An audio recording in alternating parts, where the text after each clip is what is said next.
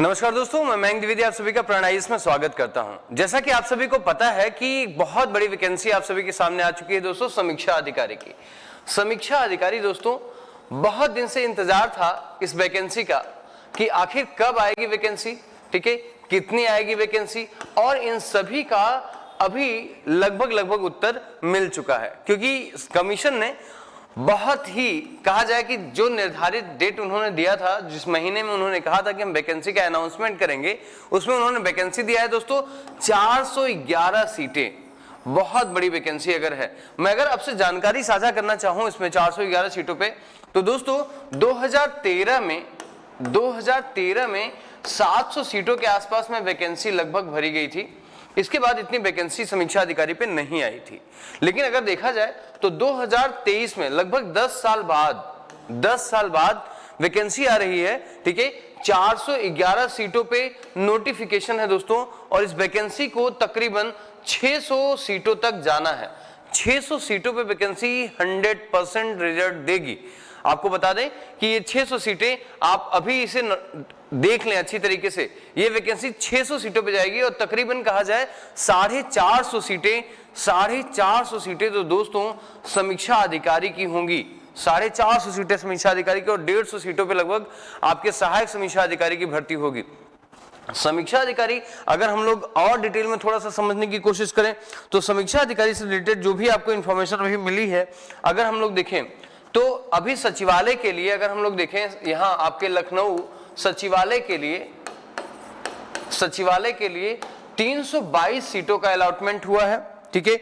अगर हम लोग देखें यूपी पीसीएस आपके कमीशन के लिए समीक्षा अधिकारी दोस्तों, ये सिर्फ 9 सीटें अलॉट हुई हैं। वहीं अगर हम लोग देखें बोर्ड ऑफ रेवेन्यू के लिए, है ना, बोर्ड ऑफ रेवेन्यू के लिए, तो दोस्तों यहां पे 3 समीक्षा अधिकारी की नियुक्ति होनी है।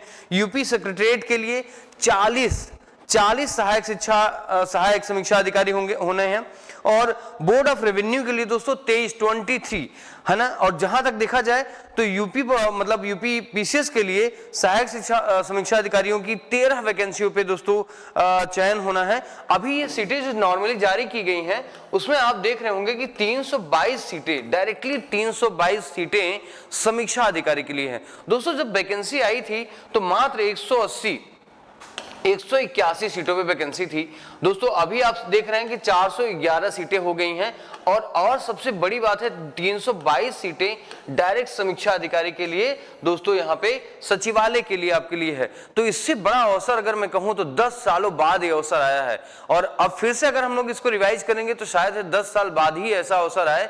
तो मुझे सुनने वाले बहुत सारे श्रोता तो ऐसे हो जाएंगे, बहुत सारे विद्यार्थी तो ओवर एज हो जाएंगे, और शायद है कि वो अपने इस कंपटीशन को बेहतर तरीके से नहीं समझ पाएंगे, नहीं निकाल पाएंगे। लेकिन अभी ये अवसर जो आपको मिला हुआ है दोस्तों, इसे प्लीज आप सभी अच्छी तैयारी करें, और इसे अपना कैसे बनाना है इसके लिए पूरी रणनीति मैं आप सभी के साथ साझा करूंगा।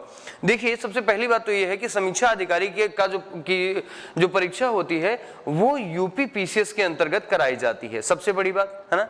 देखिए, तो एक सबसे बड़ी बात आपको ये देखना है कि इसका परीक्षा पैटर्न जो होगा, इसका परीक्षा पैटर्न जो होगा वो थोड़ा सा डिफर होता है। सिलेबस बहुत सारगर्भित है।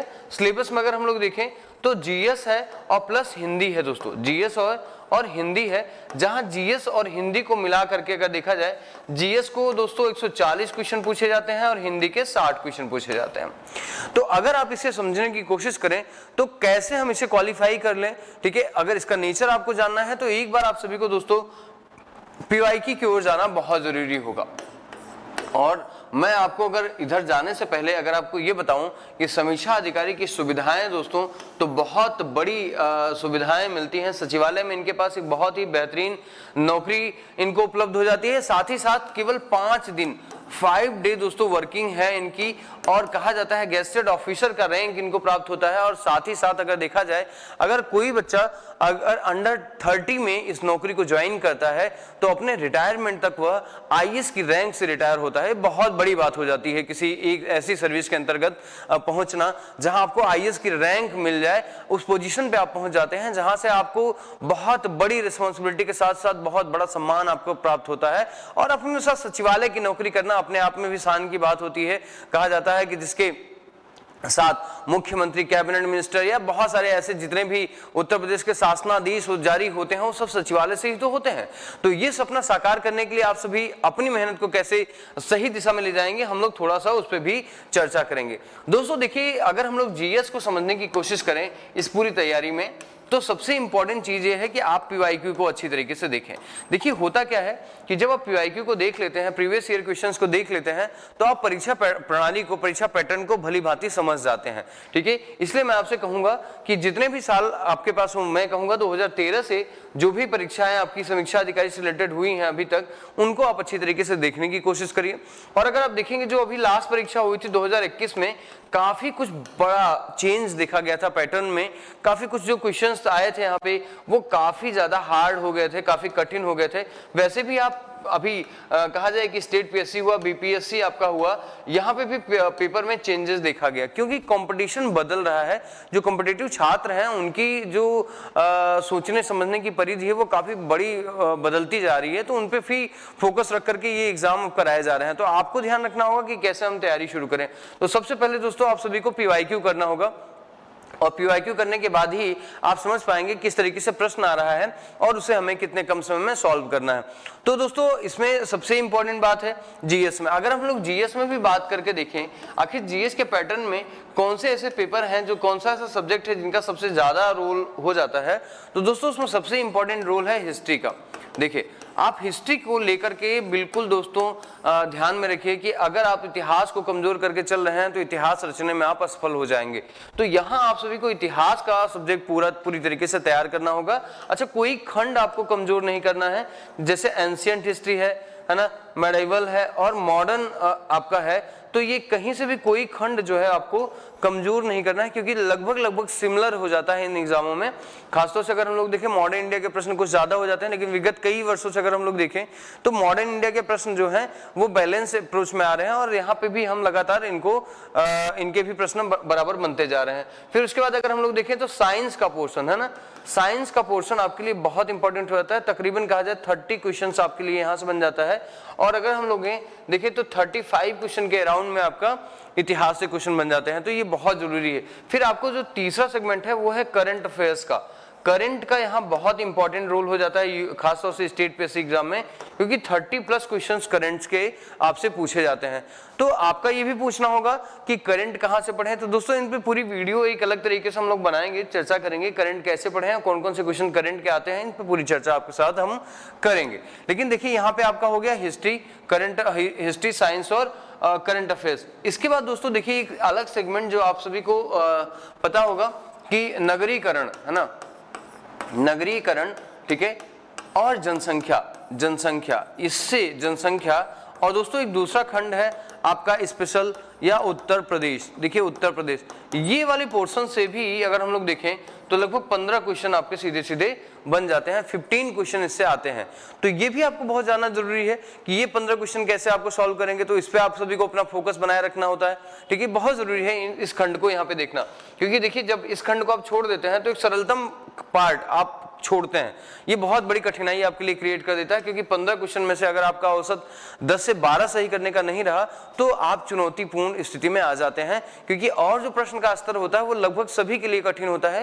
लेकिन खासतौर से जो स्टेट पीएससी देने वाले बच्चे हैं उनका लेवल यहाँ पे एक बैलेंसिंग अप्रोच में आता है, बैलेंसिंग लेवल हो जाता है। तो थोड़ा सा आप सभी को यहाँ पे अपना क्रिएटिविटी दिखाना होगा। देखिए फिर उसके बाद अगर हम कहें आपसे तो जो अगला पार्ट आ जाता है वो है ज्योग्राफी का, है ना, ज्योग्राफी प्लस एनवायरमेंट इकोलॉजी का आ जाता है। लगभग यहाँ से भी देखिए 20 से 25 प्रश्नों का, है ना, क्वेश्चन यहाँ पे आपके लिए होता है। तो ये भी पार्ट आप सभी के लिए प्रिपेयर करना काफी इंपॉर्टेंट होता है। देखिए फिर उसके बाद हम लोग देखते हैं इकोनॉमी के और पॉलिटी के, समझ गए ना, पॉलिटी के जो क्वेश्चन आते हैं ये थोड़ा सा कम होते हैं, जैसे देखा जाए 12 से 15 क्वेश्चन आपके पॉलिटी के होते हैं और वही लगभग 12 से 15 क्वेश्चन के आसपास में ये आपका हो जाता है इकोनॉमी का क्वेश्चन हो जाता है। ठीक है, तो इस पार्ट को आप एक्सरसाइज बेस पे इंपॉर्टेंट कर सकते हैं, इसको पढ़ सकते हैं, बहुत बार रिवाइज कर सकते हैं। लेकिन दोस्तों अगर कहा जाए तो 10 क्वेश्चन आप श्योरिटी ले सकते हैं, क्योंकि आपको 10 क्वेश्चन आता है रीजनिंग का, ठीक है ना, रीजनिंग का। और हमारे यहाँ अगर हम लोग कहें तो बेहतर तरीके से इन सारे पोर्शन पे क्लासेस चलाई जा रही हैं, है ना, क्रैश कोर्सेज चलाए जा रहे हैं, टेस्ट सीरीज चलाई जा रही है, इन सभी में आप आसानी से जुड़ सकते हैं, आप इसे अच्छी तरीके से प्रिपेयर कर सकते हैं। तो दोस्तों समीक्षा अधिकारी के लिए ये हो गया जीएस का पार्ट। अगर हम लोग देखें समीक्षा अधिकारी के लिए हिंदी का सेगमेंट दोस्तों, तो आप अच्छी तरीके से जानते हैं कि हिंदी का सिर्फ 6 पार्ट ही है, 6 पार्ट ही है इसके अंतर्गत। तो दोस्तों अब इसके लिए इसमें कहा जाए तो 2 ही पार्ट ऐसे हैं, जैसे कहा जाए विशेषण और विशेष्य, ठीक है, विशेष्य। और दोस्तों अगर और कोई पार्ट अगर कहा जाए तो बहुत ज्यादा, और दूसरा एक पार्ट और आता है शुद्धि, है ना, शुद्धि और अशुद्धि, है ना। इसी में थोड़ा सा आप सभी को पढ़ना होता है, बस 2 टॉपिक ऐसे हैं जो पढ़ने हैं। उसके बाद जितने भी और 4 टॉपिक हैं दोस्तों, वो सभी आपके PYQ या प्रैक्टिस सेट पे, ठीक है, प्रैक्टिस टेस्ट पे आप सभी उसको अच्छी तरीके से क्वालिफाई कर सकते हैं। क्योंकि आपको बता दें कि हिंदी अगर आपका 50+ है तो आप सेफ हैं, अगर 50+ नहीं है तो आप दोस्तों लड़खड़ा सकते हैं। क्योंकि देखिए जो मेरिट अक्सर जाती है, मेरिट की अगर हम लोग बात कर लें, ठीक है, तो मेरिट देखिए 90 और 50, मतलब कहा जाए कि ये जीएस का पोर्शन आपका इतना होना चाहिए और ये हिंदी का पोर्शन इतना आपका होना चाहिए, तब जाकर के इनको कैलकुलेट करके लगभग कहा जाए कि 140 क्वेश्चन के आसपास में आपका अगर है तो आप अच्छी फाइट कर सकते हैं। लेकिन ये जो प्लस होता, मतलब मान के चलिए मेरिट प्लस और माइनस हो सकती है अकॉर्डिंग टू पेपर। अगर पेपर कठिन होता है थोड़ा सा तो मेरिट घट सकती है, और पेपर सरल होगा तो मेरिट बढ़ जाएगी। लेकिन अभी तक जितना भी देखा गया दोस्तों, इसमें ये मेरिट हमेशा बढ़ी ही है, घटी कभी नहीं। 142 143 क्वेश्चंस की मेरिट हर साल बन जाती है। तो अभी आप सभी के लिए ध्यान रखिएगा, सीटें लगातार बढ़ रही हैं। सीटें जैसा कि मैंने आपसे बताया था, फिर से आपको एक बार याद करा दूं, 181 सीटें हमें पहली बार इंफॉर्मेशन में दी गई थी। अभी 411 सीटों पे आपके नोटिफिकेशन आ चुका है, जिसका फॉर्म आज से भरा जाएगा, ठीक है। और ओटीआर कराना आप सभी के लिए बहुत जरूरी है दोस्तों, 1 टाइम रजिस्ट्रेशन कराना आप सभी के लिए बहुत जरूरी है, भूले नहीं।